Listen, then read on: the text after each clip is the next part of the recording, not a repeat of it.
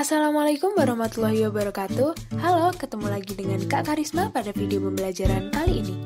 Bagaimana kabar adik-adik semua? Kakak harap adik-adik semua dalam keadaan sehat dan dapat mengikuti pembelajaran daring dengan baik ya.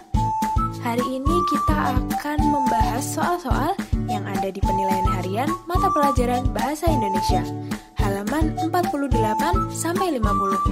Hari ini kakak tidak membahas satu persatu soal yang ada di penilaian harian mata pelajaran Bahasa Indonesia, tetapi kakak hanya memilih beberapa soal yang mungkin adik-adik akan kesulitan jika mengerjakan sendiri.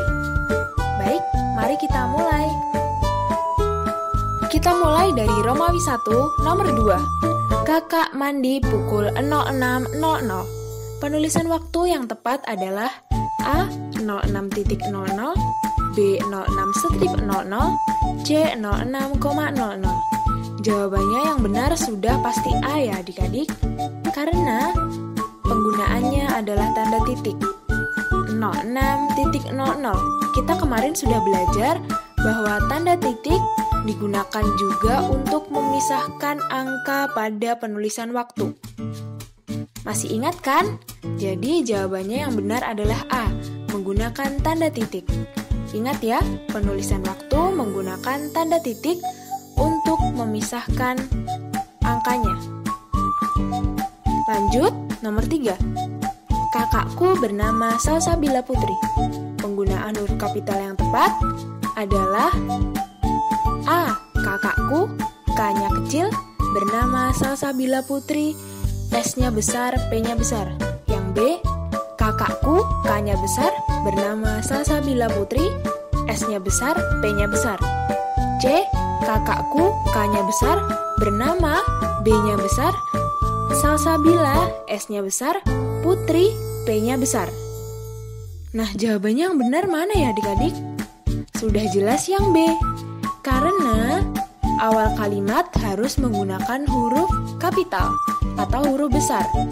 Jadi, kakakku, K-nya harus menggunakan huruf kapital karena merupakan awal kalimat. Nah, bernamanya kecil karena hanya kata biasa, tidak mengawali kalimat dan juga bukan nama orang. Nah, untuk Salsabila Putri, ini S-nya harus besar, P-nya harus besar karena merupakan nama orang.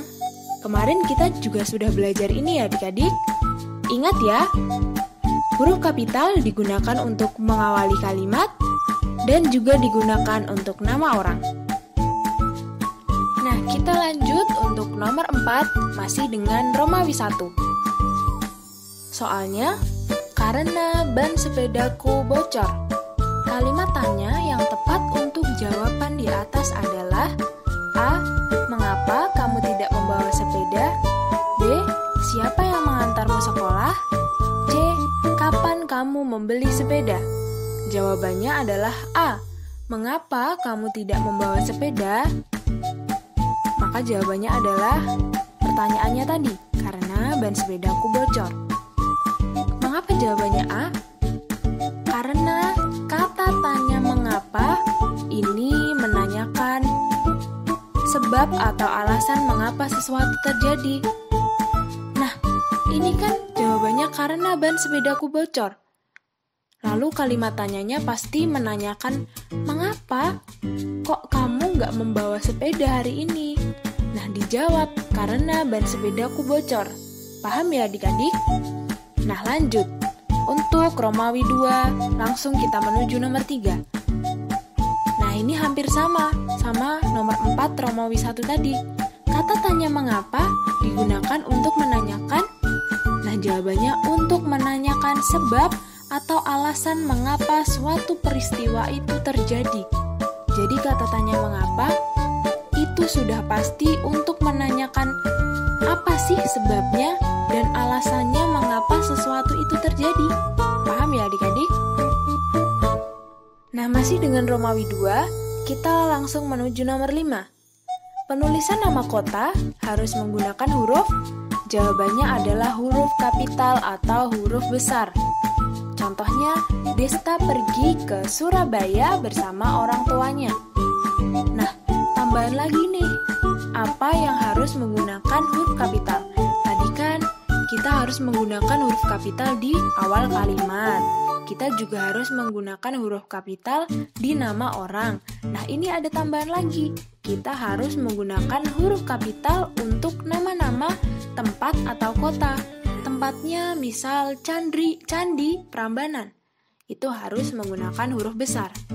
Atau misal Pantai Tambak Rejo, itu harus menggunakan huruf besar juga. Paham ya? Nah, kita lanjut untuk Romawi 3 nomor 1. Aku suka buah nanas. Buatlah pertanyaan yang tepat untuk kalimat di samping. Jawabannya adalah kata tanyanya apa? Nah, pertanyaannya, apa buah yang kamu sukai?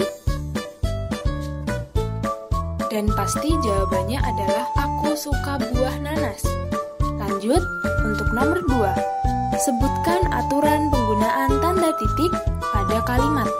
Jawabannya adalah tanda titik itu digunakan untuk mengakhiri suatu kalimat dan juga untuk memisahkan angka yang menunjukkan waktu. Ingat, akhir kalimat itu harus dibubui tanda titik atau diberi tanda titik. Nah, tanda titik tidak hanya digunakan di akhir kalimat, tetapi kemarin kita juga belajar tanda titik itu untuk memisahkan angka yang menunjukkan waktu. Misalnya 07.00. Pasti sudah hafal dong, kita sering membahasnya.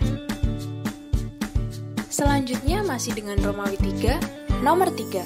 Mengonsumsi sayur membuat tubuh kita sehat. Buatlah pertanyaan untuk kalimat tersebut. Jawabannya, apa manfaat mengonsumsi sayur? Nah, kalimat tanyanya yang tepat yaitu itu. Apa manfaat mengonsumsi sayur? Jawabannya, mengonsumsi sayur membuat tubuh kita sehat. Nah, untuk nomor 5, kalimat apa yang biasanya diakhiri dengan tanda titik? Jawabannya, kalimat berita, bisa juga kalimat biasa yang tidak terdapat kata tanya maupun kalimat perintah. Karena kalau terdapat kata tanya seperti apa, mengapa, kenapa, di mana, itu sudah pasti kalimat tanya dan diakhiri dengan tanda tanya. Nah, kalau kalimat perintah, pasti diakhiri dengan tanda seru. Masih ingat kan? Jadi, kalimat apa yang biasanya diakhiri dengan tanda titik?